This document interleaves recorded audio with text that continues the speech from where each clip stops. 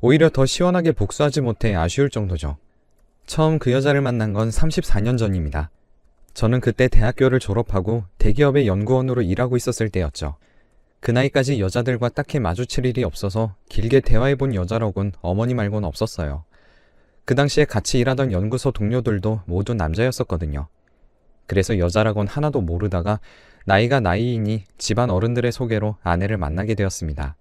아내의 집안은 3대째 의사 집안이었는데 아내는 공부를 잘하지는 못했던 건지 미대를 나와서 졸업 후 자기 그림을 그려서 전시회를 준비 중이라고 하더라고요. 자기는 아쉽게 서울대를 못 갔다며 미술에 관한 이야기를 주저리 늘어놓는데 제가 전혀 모르는 분야에 대해서 그렇게 이야기를 하니까 굉장히 교양 있어 보였습니다.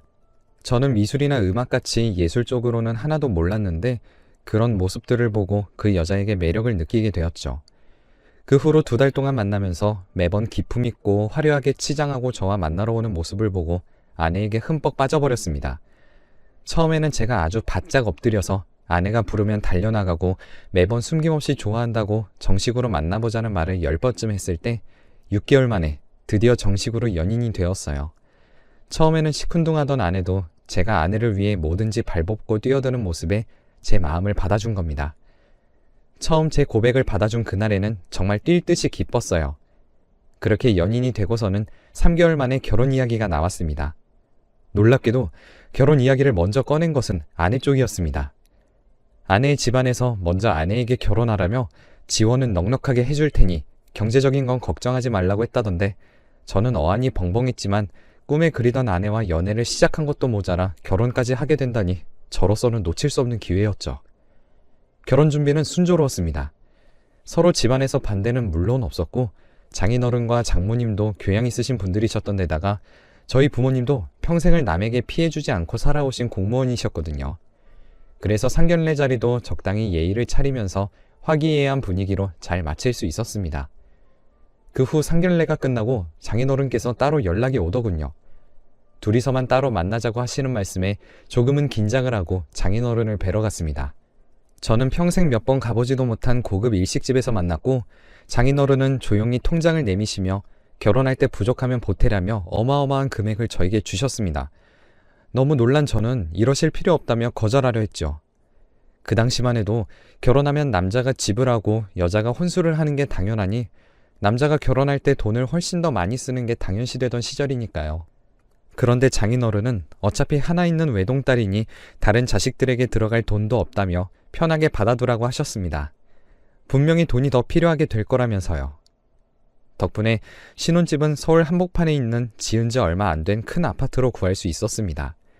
결혼을 하고 나서 신혼을 즐기고 싶었지만 연구직이다 보니까 한번 프로젝트가 생기면 1주일이고 2주일이고 집에 갈 시간 없이 연구에 매달려야 했어요. 그래서 신혼인데도 아내의 얼굴을 잘 보지 못했습니다. 하지만 가끔씩 집에 돌아가는 날이면 아내가 저를 마중 나와 웃어주는 모습만 봐도 절로 힘이 나더라고요. 그리고 결혼한 지 1년도 되지 않아 아이가 생겼죠. 아내가 임신한 동안에는 최대한 집에 자주 들어가서 아내를 챙겨주려 노력했습니다. 하지만 아내는 그런 저를 배려하며 자기 혼자서도 충분히 할 수 있다면서 제가 출근해 있는 동안 저 신경 쓰지 말라며 말도 하지 않고 혼자 병원에 갔었죠. 그렇게 눈에 넣어도 아프지 않을 아들이 태어났습니다. 아들이 태어난 후에는 정말 몸이 힘들다는 걸 단 한 번도 느끼지 못했어요. 아들과 아내의 얼굴을 보고 있으면 몸이 아픈 것도 싹 낫는 기분이었거든요. 그런데 아들이 4살이 되던 해에 아내는 갑작스럽게 아들을 데리고 미국으로 가겠다며 막무가내로 혼자 결정을 내렸습니다. 이제 막 4살이 된 아들에게 조기 교육이 필요하다며 한국어랑 영어를 함께 익혀야 영어도 더 익숙하게 사용할 수 있다면서 아들과 함께 미국으로 1년만 다녀오겠다고 하더라고요. 저는 그게 무슨 말이냐면서 아내를 말렸지만 아내는 이미 결심을 했는지 저에게 어차피 한국에 있어도 집에 잘 들어오지도 못하고 아들과 제대로 놀아줄 시간도 없으면서 굳이 아들과 자기가 한국에 있어야 할 이유가 있냐고 따졌죠.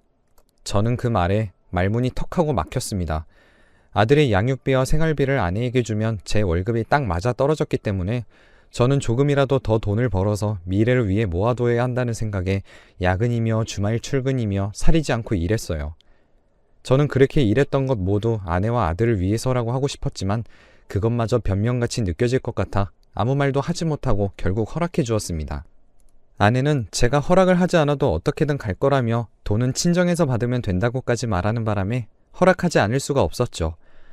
아내와 아들이 떠나기로 한 날짜가 다가올수록 제 표정은 어두워졌고 반대로 아내의 표정은 밝아져 갔습니다. 아내에게 정말로 꼭 가야 하냐고 물어보면 아내는 순식간에 인상을 팍 찡그리면서 이미 다 결정된 일인데 좋게 웃으면서 보내주면 안 되는 거냐며 화를 낸 후로는 아내 앞에서는 서운하다는 티도 못 내고 꾹 참으며 아내와 아들을 공항까지 바래다 주었어요. 아내와 아들이 떠난 날 집으로 돌아오니 불 꺼진 거실을 보고 차가운 바닥을 밟으니 정말로 아내와 아들을 한동안 못 본다는 게 실감이 나더군요.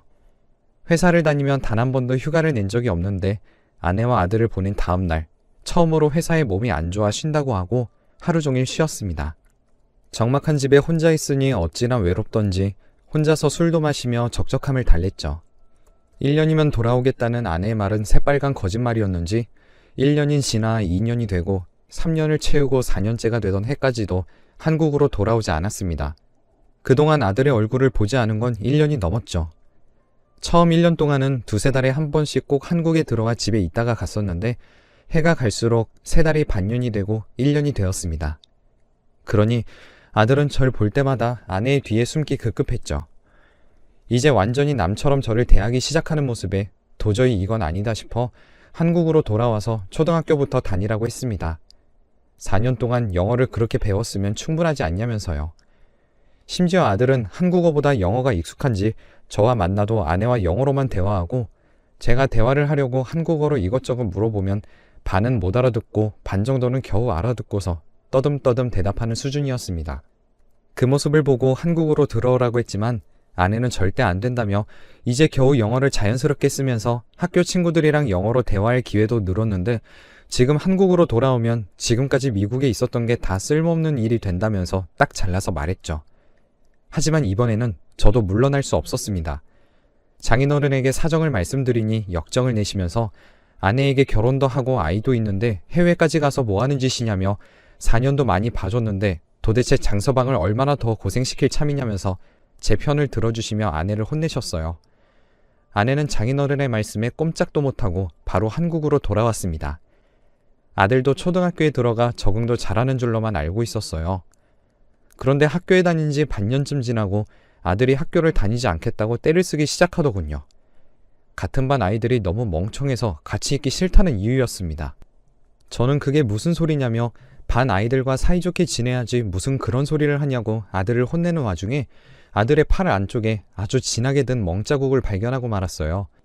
아들을 혼내다 말고 멍을 보고 놀란 마음에 팔에 멍자국은 뭐냐고 걱정하니 아들은 머뭇거리다가 같은 반 애들이 멍청하게 놀다가 자기랑 부딪혀서 든 거라고 하더라고요. 저는 뭔가 이상한 낌새를 눈치채고 저한테는 솔직하게 말해도 된다고 말해보라고 하니까 한참을 입을 꾹 닫고 있다가 엄마에게도 말하지 않을 거라고 하니 그제서야 사실은 같은 반 애들이 자기 한국어가 어눌하다면서 따돌리고 자기는 영어가 편해서 가끔씩 모르고 영어가 튀어나오는 건데 그걸 가지고 잘난 척하려고 일부러 영어를 쓴다면서 아들을 괴롭혔다고 하는 겁니다. 그러면서 그런 버릇을 고쳐주겠다면서 아들이 영어를 쓸 때마다 짝꿍이 팔을 꼬집어서 결국에 이런 멍까지 들었다는 말을 듣고 저는 화가 머리끝까지 나서 바로 아들의 담임 선생님에게 전화해서 따졌죠. 저희 아들을 괴롭힌 그 아이들은 누구냐며 왜 아들이 괴롭힘을 당하는데도 가만히 보고 있었던 거냐고 하니 담임이라고 하는 사람은 자기는 몰랐다며 죄송하다는 말만 하며 끝까지 자기 책임을 회피하려고 하는 모습에 제가 먼저 학교를 옮기라고 했습니다. 그러자 아내는 다른 학교로 옮겨도 달라지는 건 없을 거라며 이래서 아들을 한국에서 키우고 싶지 않았다고 다시 미국으로 돌아가겠다고 하더라고요. 아들도 자기는 미국에서 학교 다닐 때가 더 편했었다고 하니 차마 말릴 수도 없었죠. 그래서 결국 아들과 아내만 다시 미국으로 돌아갔습니다. 아내와 아들이 다시 미국으로 돌아가고 저는 원래 살던 집을 팔고 작은 집으로 이사했어요. 한동안 아내와 아들이 돌아오지 않을 테니 그렇게 큰 집은 저에게 외로움만 크게 느껴지게 할 뿐이었으니까요. 집을 판 돈은 아들의 유학비에 보탰습니다. 그 후로 아내와 아들은 거의 한국에 들어오지 않다시피 하더군요. 그래서 제가 아내와 아들이 있는 곳으로 1년에 2번 갈 뿐이었죠. 아들은 만날 때마다 못 알아볼 정도로 자랐습니다. 아들은 제가 미국으로 가면 친구들과 약속이 있다며 매번 집을 비우기 일쑤였죠. 그만큼 아들이 저를 멀리한다는 게 느껴졌습니다. 그런 생활을 15년 넘게 하다 보니 이게 맞는 건가라는 생각이 저를 덮치더라고요. 이렇게 사는 게 가족이 맞는 건지, 가끔씩 만날 때에도 이야기는커녕 각자 할 일 한다고 서로를 신경도 쓰지 않는 모습에 이혼도 종종 염두에 두었지만 이미 50이 넘은 나이에 혼자가 되면 재혼은 할 수 있을까 싶어서 매번 그냥 참자는 결론으로 생각의 끝을 맺었죠. 그런 저를 아내와 아들보다도 더 가족처럼 잘 챙겨주신 건 다름 아닌 장인어른이었습니다. 장인어른은 제가 시간이 나는 대로 함께 밥 한 끼 먹자며 꼬박꼬박 함께 외식도 하고 술도 곁들이며 깊은 속마음을 나누기도 했었죠. 저도 모르게 철없이 아내와의 관계가 너무 허망하게 느껴진다고 하자 장인어른께서도 미안하다고 하시면서 자기 속에서 나온 자식인데도 무슨 생각인지를 모르겠다며 어렸을 때 외동딸이라고 원하는 건 다 들어주다 보니 욕심 많은 성격이 된 것 같다며 스스로를 탓하셨어요. 그러면서 정 힘들면 이혼해도 좋다고까지 말씀하셨죠. 그렇게 아들이 학교를 모두 졸업하고 이제 취업은 한국에 돌아와서 하겠지 싶어서 아내에게 언제 돌아올 거냐고 물으니 이렇게 미국에 다 적응하고 미국이 더 편한데 아들이 굳이 한국에서 취업해야 할 이유가 있겠냐면서 여기서 취업을 하겠다고 했습니다. 저는 그 말에 더 이상 실망할 것도 없었어요. 매번 이런저런 핑계들로 한국에 오지 않았던 것부터 아내가 다시 돌아오지 않을 생각이라는 건 무의식적으로 다 알고 있었던 것 같아요. 아들이 미국에서 취업한 후로는 제가 굳이 돈을 보낼 필요도 없어서 대기업에서 조금 이른 퇴직을 하고 작은 회사에 들어가 소소하게 살아가고 있었습니다. 그런데 제가 도저히 참지 못한 건 아들의 결혼 소식이었어요. 심지어 아들은 결혼해서 손주까지 낳은 후더라고요. 저는 그걸 모르고 있다가 아들의 SNS를 통해서 사진을 보고 그 사실을 알게 되었습니다. 저는 그 사진을 보고 아내에게 연락해서 아들이 결혼해서 아이까지 있는 게 맞냐고 물으니 어떻게 알았냐며 놀라더라고요. 어처구니가 없었습니다. 저는 아들이 결혼하고 아이까지 낳을 동안 어떻게 한 번도 저에게 알려주지 않을 수가 있냐고 따져 물으니 제가 한국에 있고 며느리는 완전 미국인이라 한국말도 하나도 할 줄 모르는데 굳이 긴 시간 날아와서 말도 안 통하는데 만날 필요가 있나 싶어서 그동안은 굳이 말하지 않았다고 합니다. 저는 일단 알겠다고 하고 전화를 끊은 뒤 바로 미국행 비행기 티켓을 끊었어요. 그리고 장인어른께도 연락드렸습니다. 혹시 저희 아들이 결혼하고 아이까지 있는 걸 알고 계셨냐고요. 그러자 장인어른도 펄쩍 뛰시면서 그게 무슨 소리냐며 자기도 지금 처음 들었다며 저에게 지금까지 아내가 그걸 숨긴 거냐며 저에게 되려 물으셨죠. 저는 장인어른이 저를 진정시키는 말들에 겨우 진정을 하고 아내의 집으로 갔어요. 그런데 아내의 집에서 웬 저와 비슷한 나이의 한국인 남자가 나오는 겁니다. 그것도 잠옷 차림으로 잠도 덜 깬 채 부시시한 얼굴로요. 그런데 그 남자는 저를 보고 얼굴이 하얗게 질리며 문을 도로 닫으려 하더군요. 저는 닫히는 문을 붙잡고 대체 누군데 여기 있냐고 물으니 친구라서 잠깐 들린 거라며 다급하게 자기 짐을 챙겨 차를 타고 떠났습니다. 그리고 아내는 어디를 나간 건지 집에 없었고 아들과 며느리로 보이는 백인 여자가 아이를 안고 저를 보고 있었습니다. 저는 아들에게 상황을 설명하라고 했어요. 죄송해요 아저씨 라는 말에 저는 제 귀를 의심했습니다. 아무리 멀리 떨어져 산 기간이 오래라고 해도 아저씨라는 호칭은 충격적이었죠. 그런데 그 뒤에 이어지는 말은 더 충격적이었습니다. 사실은 자기가 제 친아들이 아니라는 말을 하더군요. 다시 미국에 와서 살기 시작할 때 아내는 아들에게 친아빠라는 사람을 소개시켜줬고 그때부터 계속 미국에 있는 동안은 그 남자와 함께 살았다는 겁니다. 결혼 소식도 제가 친아빠도 아니고 결혼식에는 친아빠를 모셔야 하니 저에게 알리지 않았다고 해요. 그래도 제 덕에 그동안 공부해서 잘 살 수 있게 되었으니 그 부분에서는 정말 감사하고 죄송한 마음뿐이라고 하더군요. 그래서 그 이후로는 제 얼굴을 보기가 너무 껄끄러워서 제가 온다고 하면 없는 약속이라도 있는 척하면서 밖에서 시간을 보내다가 들어왔었다며 한참을 저에게 사과하던 아들의 뒤로 드디어 아내가 집으로 돌아왔습니다. 그 여자를 보자마자 그동안의 울분이 터지듯이 이제 끝이라며 이혼하자고 하고 한국으로 돌아왔네요. 한동안은 정신도 못 차리고 멍하니 이혼만 생각했습니다. 장인어른에게 말씀드리니 미안하게 된 일이라고 자기가 다 딸을 잘못 키웠다면서 저와 만나기 전에 만나던 남자가 있었는데 하는 짓이 깡패가 따로 없어서 반대해서 다 포기하고 헤어지고 저를 만난 줄 알고 있었다고 하셨습니다. 그러면서 잠시 자기에게 시간을 달라고 하시더라고요. 저는 알겠다고 했습니다.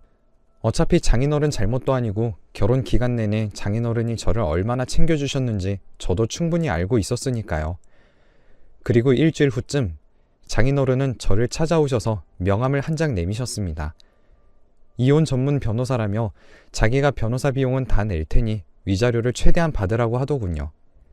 그리고 결혼 전 저에게 통장을 내미셨던 것처럼 이번에도 서류 뭉텅이들을 내미시면서 이걸로 그동안의 시간을 보상할 수는 없겠지만 이거라도 받아달라며 장인어른의 재산 대부분을 저에게 주셨습니다. 아내와 결혼한 것이 모두 후회의 시간으로 남지 않는 이유가 바로 장인어른을 만난 것 딱 하나입니다.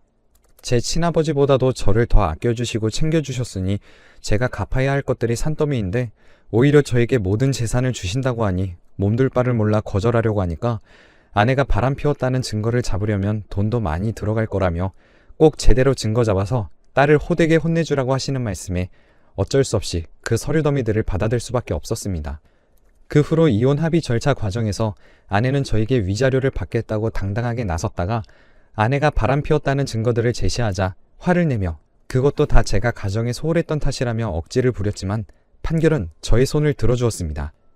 거기다 이혼 확정 후 장인어른이 저에게 모든 재산을 주셨다는 소식을 들은 아내는 저를 찾아와 그 돈을 왜 제가 가지냐면서 화를 내며 당장 돈을 내놓으라고 했죠. 그런데 장인어른이 어떻게 하셨는지 아내를 끌고 사라지셨습니다. 그러자 이번에는 아들이 저희 집까지 찾아와 얼른 돈 내놓으라고 하는 통에 저는 경찰에게 신고했습니다. 여기 마약범이 있으니 잡아가라고요. 경찰이 와서 아들의 몸을 뒤지자 한국에서는 불법인 대마초가 나왔습니다. 저는 미국에서 아들이 대마초 중독으로 서너 시간에 한 번은 꼭 대마초를 피우는 게 습관인 것을 미리 알고 있었기 때문에 한국에서도 어떻게든 피우겠다 생각했죠. 다행히도 제 예상은 딱 들어맞았습니다. 아들은 대마초 소지 혐의로 경찰에 잡혀갔고 검사 결과 대마초를 피운 것도 밝혀져서 징역 2년으로 교도소에 들어가게 되었어요. 이 이야기를 듣고 주변 지인들은 그래도 아들이었던 정이 있는데 너무 심한 게 아니냐고 하는 사람들도 있었지만 아들에게 전 그저 돈을 주던 아저씨였을 뿐 그 이상도 이하도 아니었다는 걸 알고 있기 때문에 전혀 안타깝지 않았습니다. 그 여자는 미국에서 이제 돈 들어올 구석이 없으니 근처 마트에서 캐셔 파트타임으로 일을 한다고 하더라고요. 평생 일해본 적도 없는 여자가 욕심만 부리지 않았으면 순탄하게 살 수 있었을 텐데 라는 생각도 들지만 자기 인생 자기가 그렇게 만든 거죠. 거기다 이제 아내가 돈이 없으니 바람 피우던 상대도 아내에게 폭력을 쓰는지 아내 얼굴에 큰 멍자국이 생겨서 선글라스를 끼고 마트에서 캐셔를 하고 있는 꼴이 우습더라고요. 그 후로도 장인어른은 일주일에 한 번씩 찾아뵈면서 여전히 식사도 함께하고 어디 몸이 편찮으시다고 하시면 제가 직접 병원에 모시고 가기도 합니다. 장인어른은 제가 손주에게 어떻게 한지도 딸이 어떻게 살고 있는지도 다 알고 계셨지만 그저 저에게 고맙다며 이제라도 딸은 정신을 차려야 한다며 그동안 쌓아온 업보를 돌려받고 있는 거라고 하시더군요. 최근에는 장인어른의 몸이 많이 불편해지셔서 함께 살 넓은 집으로 이사했습니다. 제가 장인어른에게 받은 만큼 제가 도움이 될 수 있을지는 모르겠지만 장인어른이 돌아가시는 날까지 제가 책임질 생각이에요. 제 이야기는 여기까지입니다.